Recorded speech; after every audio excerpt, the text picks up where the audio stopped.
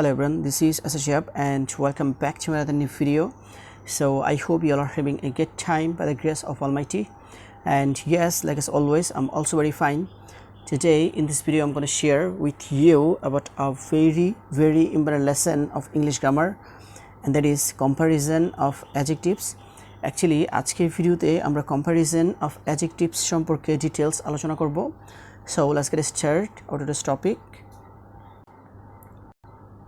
So প্রথমে আমাদেরকে শিখতে হবে যে what is comparison of adjectives, মানে comparison of adjectives কাকে বলে।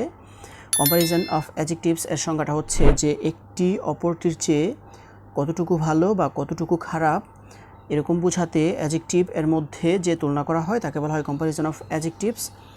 I repeat, একটি অপরটির চেয়ে কতটুকু ভালো বা কতটুকু খারাপ এরকম বোঝাতে adjective এর মধ্যে যে তুলনা করা হয় তাকে বলা হয় comparison of adjectives.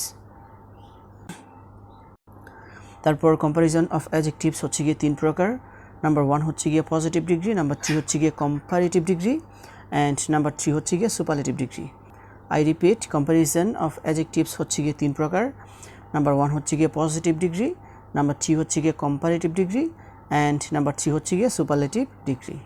তারপর যেসব অ্যাডজেক্টিভ এর সাহায্যে একজন মাত্র ব্যক্তি, বস্তু বা প্রাণীর সাধারণ দোষগুণ বোঝায় তাকে বলা হয় positive degree.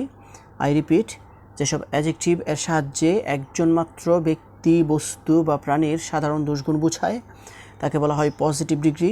For example, Dhaka is a big city, তারপর he is a good boy, এগুলো হচ্ছে গিয়ে পজিটিভ ডিগ্রির sentence.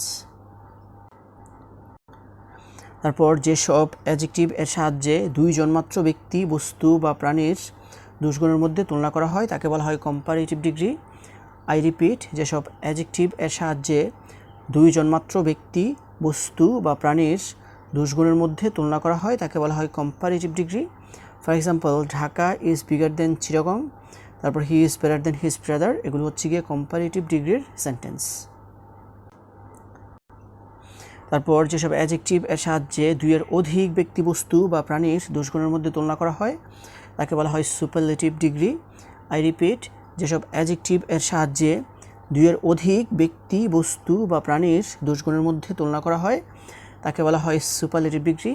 For example, Dhaka is the biggest city in Bangladesh, তারপর he is the best boy in the class, এগুলো হচ্ছে গিয়ে সুপারলেটিভ ডিগ্রির সেন্টেন্স.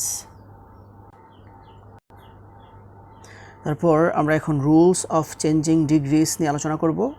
আর চেঞ্জিং ডিগ্রিজের প্রথম রুলসটা হচ্ছে যে যদি কোনো অ্যাডজেক্টিভ এর শেষে দুটি কনসোনেন্ট থাকে তাহলে ইআর যোগ করে কম্পারেটিভ এবং ইএসটি যোগ করে সুপারলেটিভ করতে হয়. আই রিপিট, যদি কোনো অ্যাডজেক্টিভ এর শেষে দুটি কনসোনেন্ট থাকে তাহলে ইআর যোগ করে কম্পারেটিভ এবং ইএসটি যোগ করে সুপারলেটিভ করতে হয়. ফর এক্সাম্পল, টল হচ্ছে গিয়ে একটা অ্যাডজেক্টিভ, আর টল এর লাস্ট দুইটা লেটারই হচ্ছে গিয়ে কনসোনেন্ট.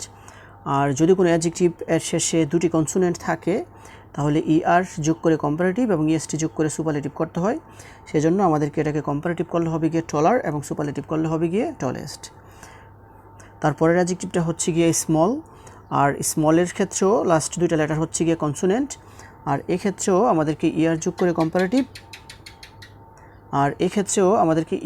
যোগ করে কম্পারেটিভ এবং ইএসটি যোগ করে সুপারলেটিভ করতে হবে. কারণ যদি কোনো অ্যাডজেক্টিভ এর শেষে দুটি কনসোনেন্ট থাকে তাহলে ইআর যোগ করে কম্পারেটিভ এবং ইএসটি যোগ করে সুপারলেটিভ করতে হয়. তারপরের অ্যাডজেক্টিভটা হচ্ছে হাই, আর হাইয়ের ক্ষেত্রেও লাস্ট দুটো লেটার হচ্ছে গিয়ে কনসোনেন্ট. আর যদি কোনো অ্যাডজেক্টিভ এর শেষে দুটো কনসোনেন্ট থাকে তাহলে ইআর যোগ করে কম্পারেটিভ এবং ইএসটি যোগ করে সুপারলেটিভ করতে হয়. সেজন্য হাই এর সাথে ইআর যোগ করে আমাদেরকে কম্পারেটিভ করতে হবে এবং হাই এর সাথে অতিরিক্ত ইএসটি যোগ করে আমাদেরকে এটাকে সুপারলেটিভ করতে হবে.